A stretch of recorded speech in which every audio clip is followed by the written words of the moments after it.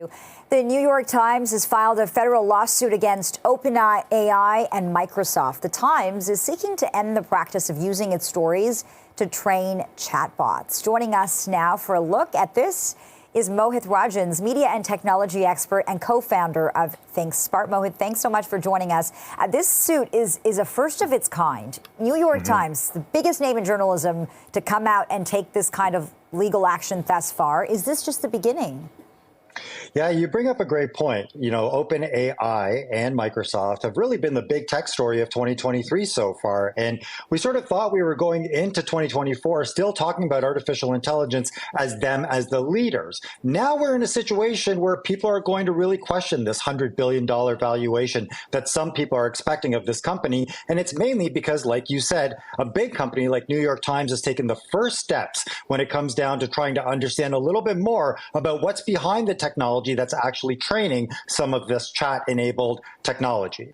Right. So the Times is saying the defendants here should be liable for billions of dollars. Can you tell us more about the back and forth? Give us the backstory. Yeah, so I think the way that we need to understand this is that New York Times really does set the precedent for the way that media is consumed online and offline, sort of this merger of traditional media and the way online media formats are. They also make a lot of money based on subscriptions and the way that people consume their media. A lot of it's behind paid walls. What OpenAI, they're claiming, is doing is taking all of the stuff that people are normally paying for and just training it into other languages and models and articles that other people are replicating for free. So it's essentially diluting the value of what the New York Times is offering people at a pretty hefty price. The other part of this is the Bing search, and that's where Microsoft comes into play. Microsoft is being accused in this situation of taking information from a reputable news organization like the New York Times and saying, well, we can offer you some insight as to what you're looking for based on vetted journalism that other people have done without compensating them.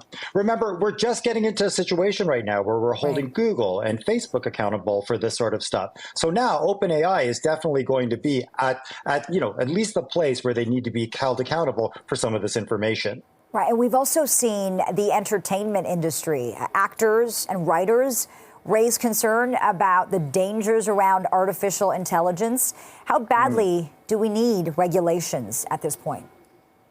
Well, I think that's the biggest hurdle we're going to see with artificial intelligence moving forward in 2024. Every country is going to step up and really try to understand how the data of their citizens is being used to create multiple things, from entertainment right to the future of work. The problem is, when it comes down to the entertainment industry specifically, you're talking about a massive creative influx that could be actually upended if things like ChatGPT and OpenAI have their way. You know, we're not necessarily looking at efficiencies right now with all of this technology. We're looking at many cases where we're trying to understand how it's actually undermining some of the great work people have done. So I think moving forward, I got to admit, though, the one thing that really sparks me about this is just the timing of it. This between Christmas and New Year's, billion-dollar lawsuit announcement. This could mean that something might be happening behind the scenes with the New York Times and perhaps another technology company that might be a little bit more vetted and a little bit more controlled. But we'll have to wait and see how the drama unfolds. Interesting.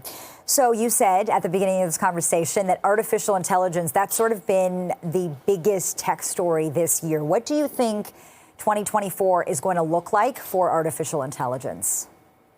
Well, make no mistake about it. If this is an indication about the type of lawsuits that are going to affect AI-related companies, there's going to be a lot of a pullback on how companies invest their time and resources in understanding how to use AI within their businesses.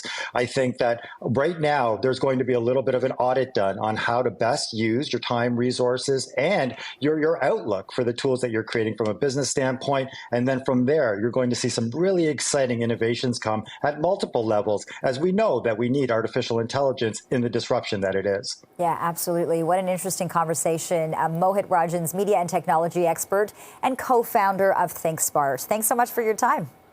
Thank you.